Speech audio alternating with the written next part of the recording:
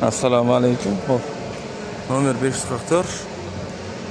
O'ng tomon udarib bo'lgan ekan, balon orqaga ketgan. Akasi.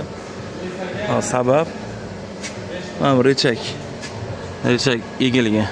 Mana bu joydan ham bukilganda rechak. Bitta rechak almashish granata. Sabab granataga shikastlangan ichidan ham. Korobka hozir noaniq. Korobkani o'zini mamtini yuvib, chayib, ichidagi moyni ham to'kib, boshqa moy qo'yib granata almashadi bu yerda. Kulak egilgan. Pavorotli kulak.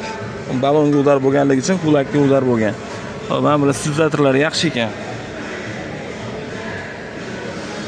Stabilizator mazg'in luftib qolibdi. Stabilizator arzon turar ekan, $7 ekan bitta donasi. Hop. Granata $100 ekan. Kulak, mana rechak, moylari, sanligi $287 bo'lar ekan o'pshi. Moyi shu yaxshiroqdan quysa. Hop, zapchasini o'zi. Ish haqisini biz 600 ming so'mga qilib beramiz hammasini. Rechakki, kulakki, granatalarni moylarni chayib boshqatdan qo'yib beramiz. O'shanda akaga hop $337 ga aylanar ekan примерно. O'pshishi $340 ga aylanar ekan.